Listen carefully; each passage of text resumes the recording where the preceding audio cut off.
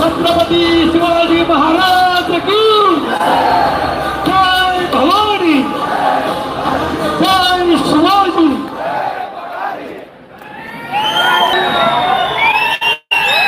खाली हात करणार, लाईव्ह चालू आहे.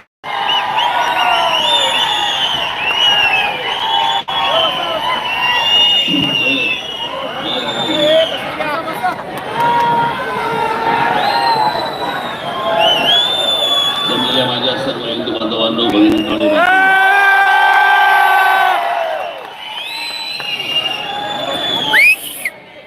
घाबरला असेल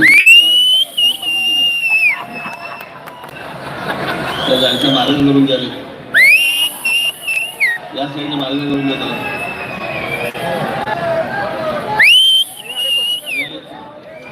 असं करू नको, तो झाली तिकडनं. भारत माता की राहू दे ठीक आहे. मारू देऊ नका त्याला, मारू देऊ नका त्याला.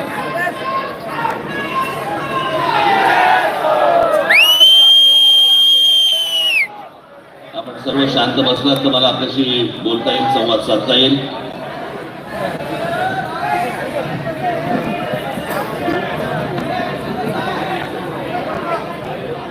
या पुणे शहराचा झालेला सगळा विचका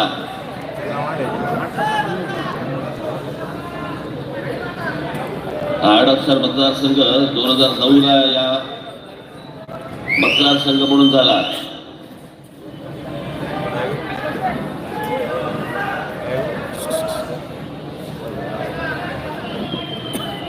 ही सगळी गावं आपली ही महानगरपालिकेमध्ये आली.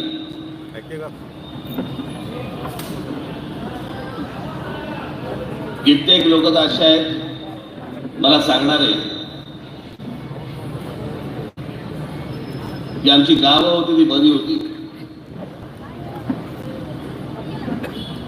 विनाकारण इथे महानगरपालिकेत आलो.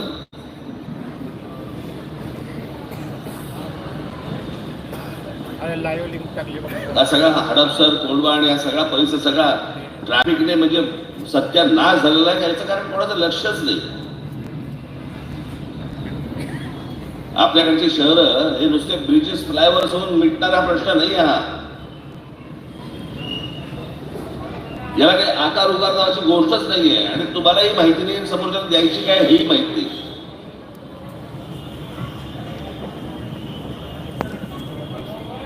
मी कित्येक जागा तर मी महाराष्ट्रामध्ये अशा बघतो की तिथले राहणारे लोक मरण येत नाही म्हणून जिवंत आहेत.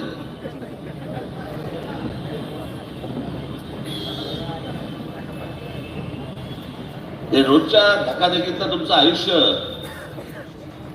आम्हाला चालायला फुटपाथ मिळत नाहीत, आम्हाला चालायला गाड्या चालवायला रस्ते चांगले मिळत नाहीत. गाड्या चालवायला घेतल्या तर ट्रॅफिक मध्ये आम्ही तासनतास जॅम मध्ये पकडलेलो असतो.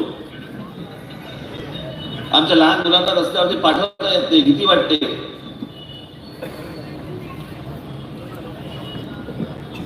शाळेत सोडताना माझ्या माता भगिनीच्या चेहऱ्यावर एक धांदूक असते.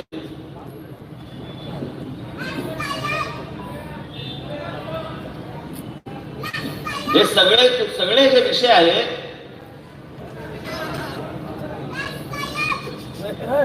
या सगळ्या विषयांकडे तुमचं दुर्लक्ष होतं.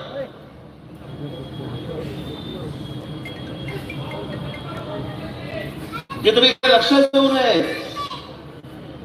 तर जरा शांत बसायला सांगा बरं का, नाही तर घरी पाठवा. तुम्ही टीव्हीवर पण दाखवत आहेत.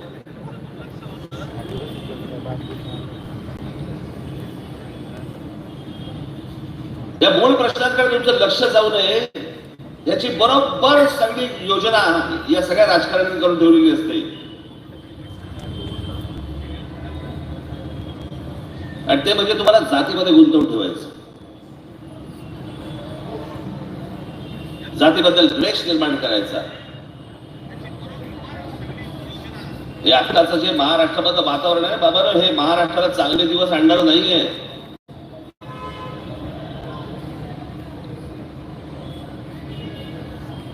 या जातीपातीच्या खेळामध्ये महाराष्ट्राचा संपूर्ण जो झालेला सत्यानाश जो आहे ना, तुम्ही सगळे डोळे उघडे ठेवून बघणं गरजेचं आहे.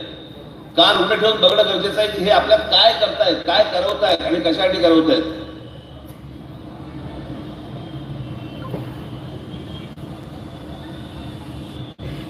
यांच्या सगळ्या झालेल्या सगळ्या चुका ज्या आहेत त्या चुकांकडे तुमचं दुर्लक्ष व्हावं आणि जास्तीत जास्त तुमच्या जातीपातीमधल्या सगळ्या भांडणांमधल्या ह्यांच्या पदरात मतं पडावीत. मी मराठवाड्यामधला एक किस्सा तुम्हाला सांगतो. जर तुमच्या जाणीवा जर जिवंत असतील ना तर तुम्हाला समजेल मी काय म्हणतोय ते. माणुसकी म्हणून जरा जरी तुम्हाला आपुलकी असेल ना, आपण मराठी आहोत, आपण हिंदू आहोत, पण जर समजा जरा जरी आपुलकी असेल ना, मी काय म्हणतोय तुम्हाला समजेल नेमकं की ह्या लोकांनी काय प्रकारचा सत्यानाश महाराष्ट्रामध्ये करून ठेवलाय.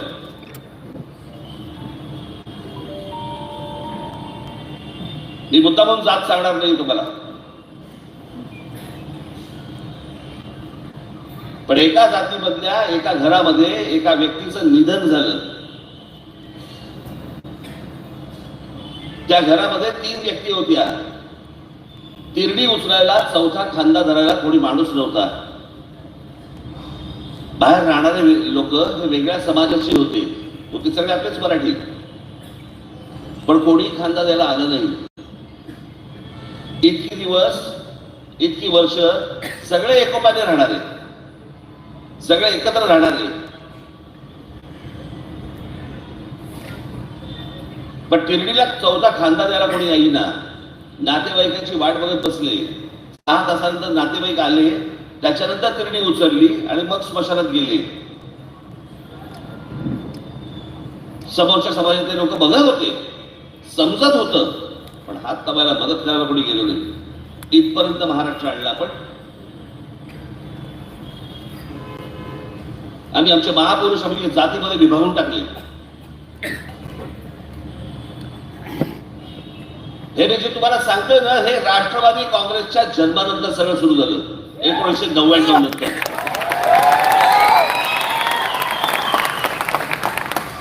प्रत्येकाला आपली जात प्यारी असते, प्रत्येकाला वाटतं की मी या जातीचा आहे, मी या जातीचा आहे, चालतंय. पण दुसऱ्या जातीबद्दलचा द्वेष निर्माण करण्याची जी सुरुवात झाली ती 1999 ला राष्ट्रवादी काँग्रेसच्या जन्मानंतर.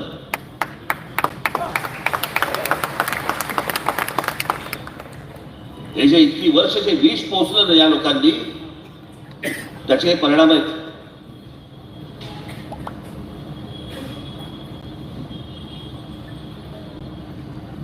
आमचे शिवछत्रपती ज्यावेळेला गेले, त्यांचं निधन झालं, त्यांची जी समाधी होती,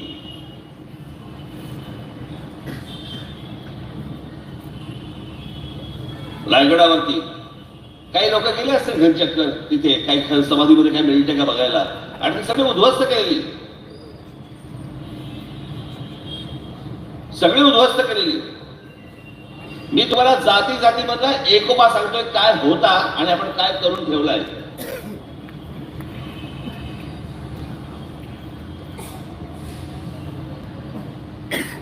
आमच्या महाराजांच्या समाधीवरती पहिल्यांदा जर कोणी गेलं असेल तर आमचे ज्योतिराव फुले गेले.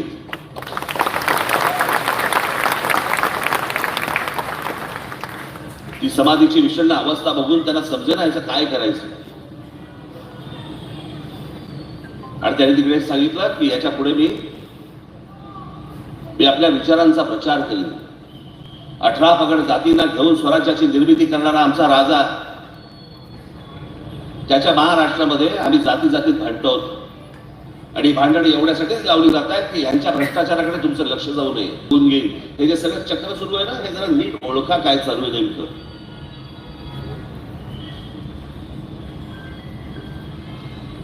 ज्योतिराव फुले गेल्यानंतर, आमचे महात्मा फुले गेल्यानंतर, तिथे अजून काही वर्षानंतर कोण गेले असेल तिथे महाराजांच्या समाधीवरती? देशपांडे, लोकमान्य बाळ गंगाधर टिळक.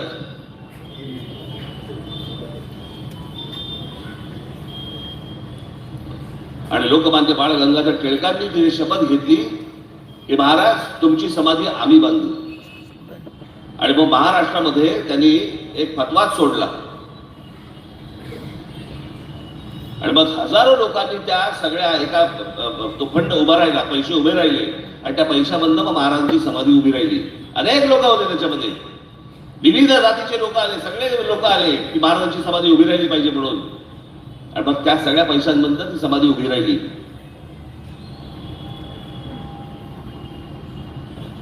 आता आमच्या कधी आमच्या डोक्यात पण नाही आली या गोष्टी, माझ्या तर येतच नाही, पण महाराष्ट्राच्या कधी हे मनामध्ये आलं पण नाही, शिवलं पण नाही.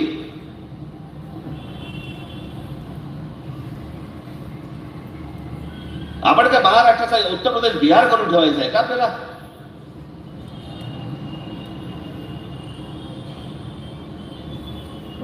हे इथे आमच्याकडे मी त्याची म्हटलं ना, मी आपल्या पुण्याच्या सभेमध्ये म्हटलं, आमची पुणे गेले अनिल शिंदोरे पुढे हे इथे बसलेत, हे एकदा उत्तर प्रदेशात गेले होते आणि जात असताना एका ढाब्यावर थांबले. एक माणूस आला, त्यांनी विचारलं ना क्या चाहिए, हे म्हणाले 2 कप 2 चाय चाहिए. ठीक आहे, तो माणूस उलटा फिरला. हे सगळं चालू असताना काउंटरवरचा जो मालक होता तो हे सगळ्या गोष्टी बघत होता. काउंटरवरचा माणूस उठला, ह्यांच्यापाशी आला. बाबा तो विचार करा, ही खूप जुनी गोष्ट आहे, त्यांच्या प्रदेशांमध्ये काय काय प्रकार चालतात हे तुम्ही लक्षात घ्या, ते आपल्याला महाराष्ट्रात नकोय. तो काउंटरवरचा माणूस उठला, ह्यांच्याकडे आला आणि विचारलं कौन से जात से हो. मग ह्यांनी सांगितलं की मैं इस जात का हूं. अच्छा अच्छा ठीक है, इनको जरा चाय दे देना. मग विचार तरी केला का?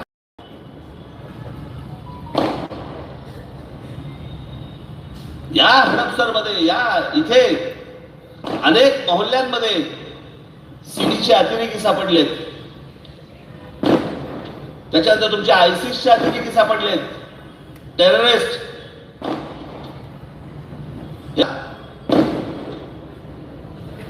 हे आपल्या बुडाखाली कोणता बॉम्ब लागलेला आहे?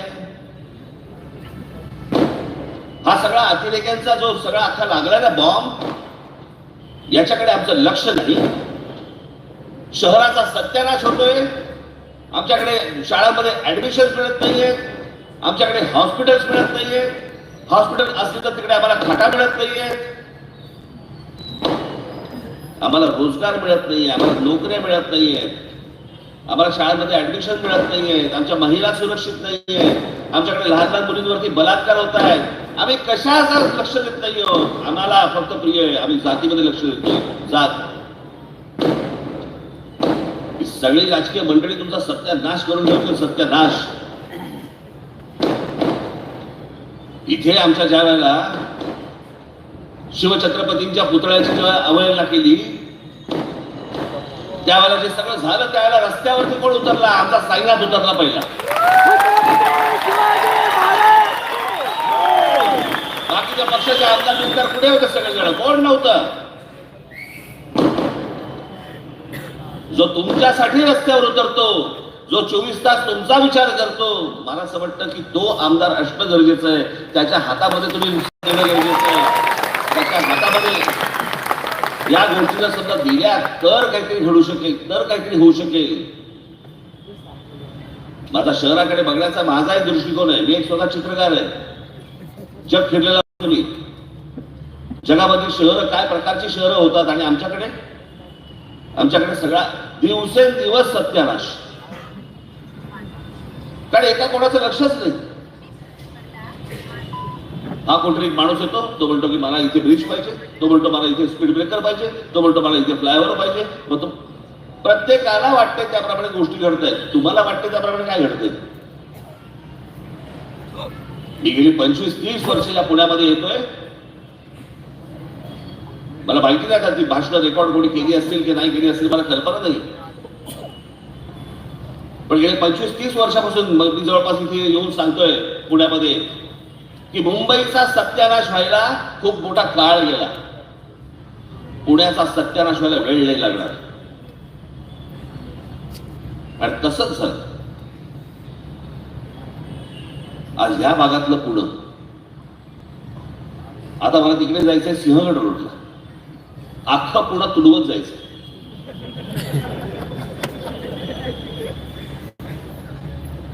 कसा हे ट्रॅफिक बंद पोहोचणार आहे हे माझं मलाच माहिती. उद्या तर माझ्या 5 सभा लावल्या, मला माहिती आहे त्या शेवटची सभेला मी कधी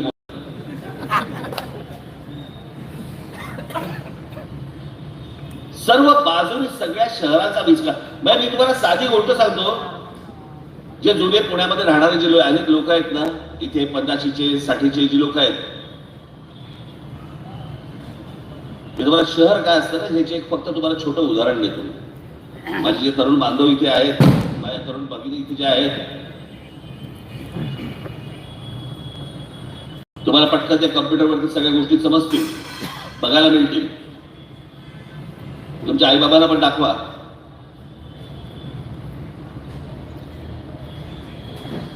कोणत्याही तुम्ही पुण्यातल्या एका 50-60च्या माणसाला फक्त विचारा, काय रे बाबा तुला जुनं पुणं आवडतं का आत्ताचं पुणं? तो पहिलं पुणं जुनं पुणं छान होतं, शांत होतं, आवडतं. मुंबईच्या माणसाला विचारून बघा, त्याला विचार जुनं मुंबई आवडते का आत्ताची मुंबई आवडते? जुनी मुंबई. ठाण्याच्या माणसाला विचारा, तो म्हणतो जुनं ठाणं. नाशिकच्या माणसाला विचारून बघा, तो म्हणतो जुनं नाशिक. नागपूरच्या माणसाला विचारून बघा, तो म्हणतो जुनं नागपूर. दुबईच्या माणसाला विचारून बघा, तो म्हणतो नाही आत्ताचं दुबई. ज्या प्रकारे शहरं घडवली जातात, ज्या प्रकारे शहरं मोठी होतात, त्याला एक आकार उकार असतो. लोकांचा विचार करून शहरं घडवली जातात आणि मोठी केली जातात. आमच्याकडे कुठचाच विचार नाही. प्रत्येक गोष्टीत कॉन्ट्रॅक्ट मधनं टक्के घ्यायचे, पैसे खायचे. रस्ता बनवला की तो 6 महिन्यात खराब झाला पाहिजे. 6 महिन्यात का खराब झाला पाहिजे? कारण नवीन कॉन्ट्रॅक्ट निघतं. नवीन कॉन्ट्रॅक्ट निघाला, नवीन टक्के येतात, नवीन पैसे येतात. त्याच्यामुळे हे तुमचे रस्ते तुम्हाला कधीच चांगले मिळणार नाहीत. तुमचे फुटपाथ तुम्हाला कधीच चांगले मिळणार नाहीत. अहो आमच्याकडच्या मुताऱ्या ह्या तर विचारून जाऊच नाही.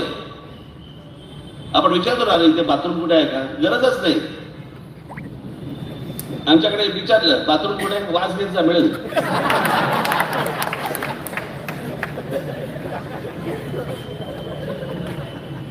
काही स्वच्छता नाही, काही नाही, काही नाही.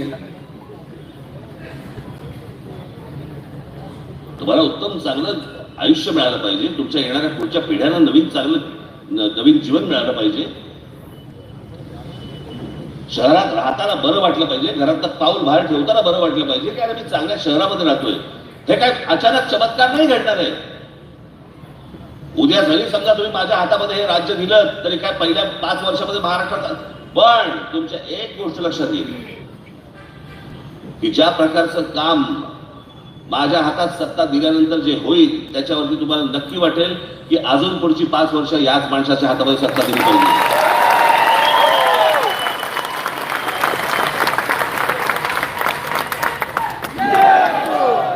या सगळ्या गोष्टींचा मला सांगा, महाराष्ट्राचा विकास आराखडा ब्ल्यूप्रिंट 2006ला ज्यावेळेला मी पक्ष स्थापन केला त्यावेळेला मी विचारलं होतं, सांगितलं होतं, मी महाराष्ट्राला सांगितलं होतं की या महाराष्ट्राची ब्ल्यूप्रिंट, महाराष्ट्राचा विकास आराखडा हा मी तयार करीन. 1947 पासून स्वातंत्र्य मिळाल्यापासून 2024 पर्यंत आजपर्यंत या देशातल्या एकाही राजकीय पक्षाने हे राज्य कसं असावं, कसं चालवावं, काय प्रश्न आहेत ते कसे सोडवावेत, कोणीही विकास आराखडा मांडलेला. प्रत्येक वेळेला तुम्हाला जाहीरनामे दिलेत की आम्ही हे करू, केलेलं नाहीच. महाराष्ट्र नवनिर्माण सेना हा पहिला राजकीय पक्ष आहे या देशामधला ज्याने एका राज्याचा विकास आराखडा मांडला.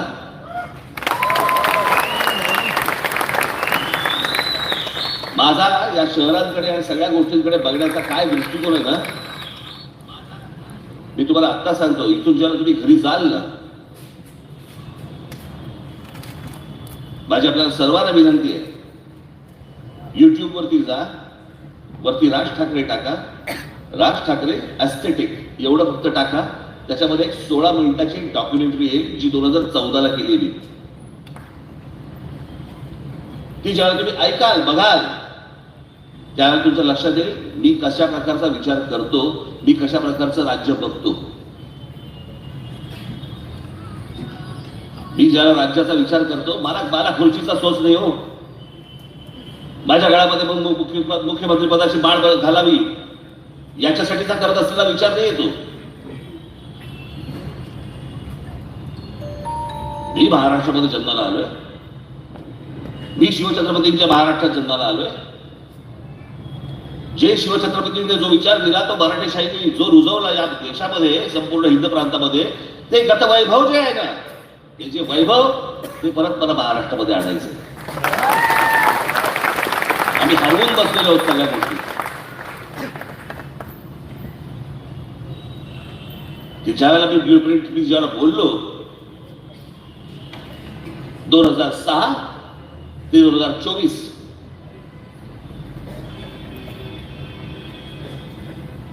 सगळ्या ठिकाणी मी जिकडे जिकडे जात असेल, पत्रकार मला विचारायचे ते ब्ल्यूप्रिंटचं काय झालं, अजून ती ब्ल्यूप्रिंट नाही आली, ब्ल्यूप्रिंट कुठे गेली, ब्ल्यूप्रिंटचं काय दिसत काय असेल तुमचं काय कुठपर्यंत झालं. एका पत्रकार परिषदेमध्ये मला एका पत्रकाराने विचारलं, हा ते तुमची ब्ल्यूप्रिंट नाही आली. म्हटलं साऱ्या तीच काढायला पाहिजे होती, तिच्यात बघितली तरी असली.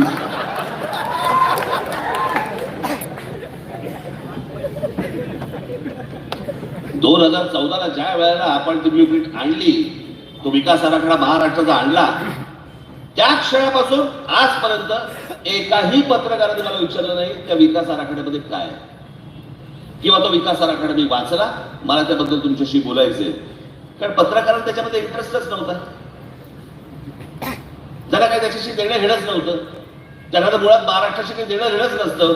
जे माझे आता पत्रकार जे येतात माझे इंटरव्ह्यू करायला, शिंदे असं बोललेत, मग फडणवीस तसं बोललेत, मग उद्धव ठाकरेंनी असं केलं, मग शरद पवार असं केलं. अरे महाराष्ट्राचं बोल.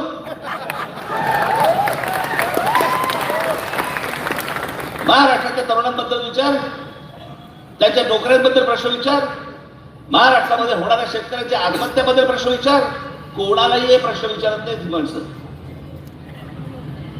यांचा फक्त एकच उद्योग असतो, सांगायचं काय, महाराष्ट्राचं विजन. आणि गेल्यावर काय विचारतायत, हे तुम्हाला असं बोलले, ते त्यांना तसं बोलले, ह्याच्यात हे असं करतायत, ते तसं करतायत. कोणाला काय विजनशी काही पडलेलीच नाहीये, कोणाला काय महाराष्ट्र घेणं नाहीये. माझी महाराष्ट्राच्या जनतेला माझं सांगणं आहे, माझ्या महाराष्ट्रामधल्या माझ्या तरुण बांधवांना, माझ्या तरुण भगिनींना मला सांगणं आहे, तुम्ही महाराष्ट्रावरती लक्ष दिलं पाहिजे. हा राष्ट्रात मी काय बोलतो हे तुम्ही नीट लक्ष देऊन ऐकलं पाहिजे. मला तुमची सगळ्यांची साथ हवी आहे. हा आपल्याला महाराष्ट्र मोठा करायचा आहे. अहो महाराष्ट्र आहे, दुसरं कुठचं लेचपेचं राज्य नाहीये हे.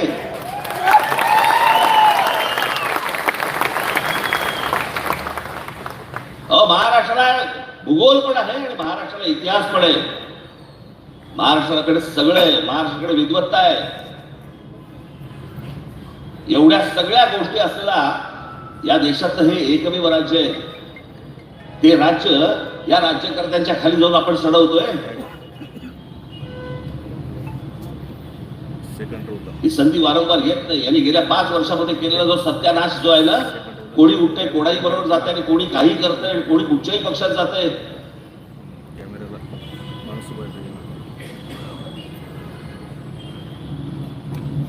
काल माझे एक मित्र फार छान बोलले की ऑस्ट्रेलिया वेस्ट इंडिज मॅच बघायला गेलो आपण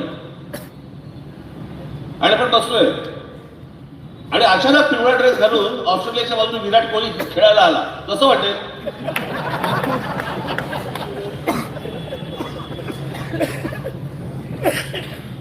किंवा भारत वर्सेस आपण समजा काहीतरी इंग्लंड मॅच चालू आहे, आपण बघायला गेलो आणि भारताकडनं अचानक आपल्याकडे बॉलिंगला ब्रेकली आला, कसं वाटेल? या संपूर्ण महाराष्ट्रामध्ये सगळ्या राजकीय पक्षांची IPL करून ठेवली आहे. कोण कुठच्या पक्षातलं काय खेळतंय काहीच कळत नाही.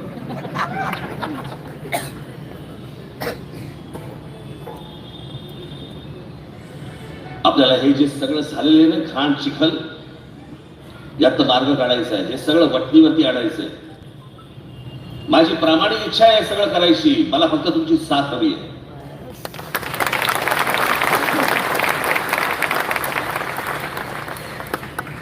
मी आज इथे हडपसरला आलोय.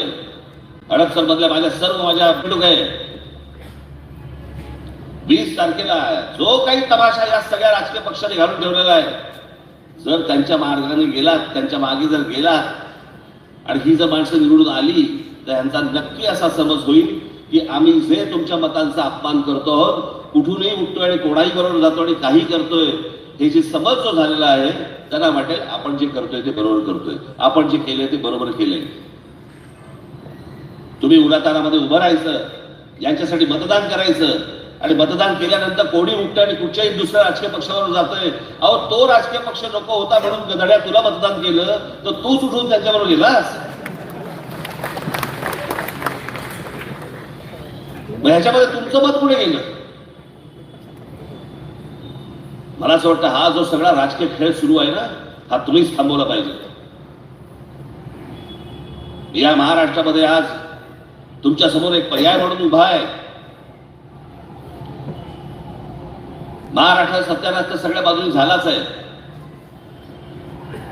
राज ठाकरेच्या हातामध्ये जर समजा तुम्ही अजून समजा ही सत्ता दिली, अजून काय वाकडं होऊ शकतं तुमचं? इतका सत्यानाश झालेला आहे. मी करून करून तुमचं काय वाकडं करू शकतो मला जरा सांग. पण मी जो विचार करतोय, मी जे स्वप्न पाहतोय महाराष्ट्राचं, त्यातलं जर समजा चांगलं झालं तर ते कोणाचं होणार आहे? तुमचं होणार आहे का माझं होणार आहे? म्हणून मी आज तुमच्या समोर जो आलोय, या राज ठाकरेला आणि त्याच्या महाराष्ट्र नवनिर्माण सेनेच्या माझ्या सर्व उमेदवारांना एकदा तर संधी देऊन बघा. एकदा हा फक्त कोथरूड आपल्या तुमच्या हडपसर पुरता विषय नाही आहे. कुठे गेला आमचं साईना?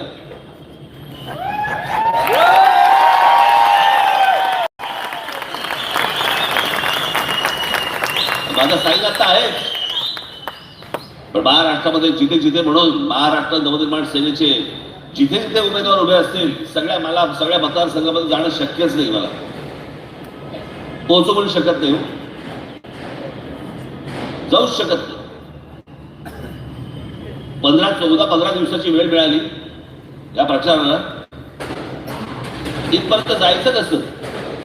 म्हणून मला आपल्याला सर्वांना सांगायचं की येत्या 20 तारखेला जिथे जिथे म्हणून महाराष्ट्र नवनिर्माण सेनेचे उमेदवार उभे असतील, तिथे तिथे तुमचे कोणी मित्र परिवारातले लोक, तुमचे नातेवाईक, सगळे जिकडे जिकडे कोणी असतील त्यांना फोन करा आणि येत्या 20 तारखेला रेल्वे इंजिन या निशाणीवरती बटन दाबून माझ्या महाराष्ट्राभर सगळ्या ठिकाणी उभे केलेल्या माझ्या महाराष्ट्र नवनिर्माण सेनेच्या माझ्या सर्व उमेदवारांना आपण प्रचंड मताने विजयी करावा असं एक आवाहन करतो आणि आपल्या सर्वांची मी रजा घेतो. धन्यवाद.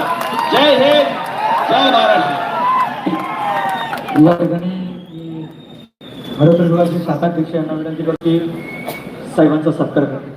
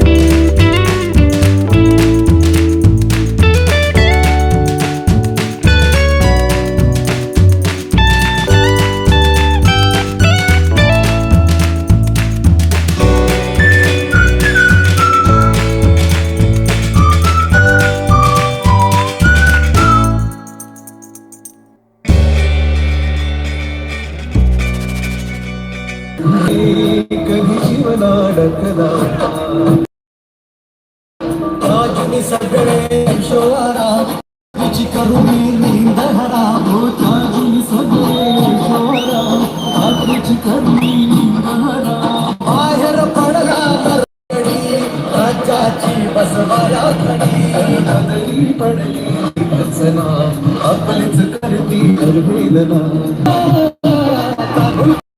कसली सदा गड वाजवायला हात द्या तुमच्या नाकाला साथ द्या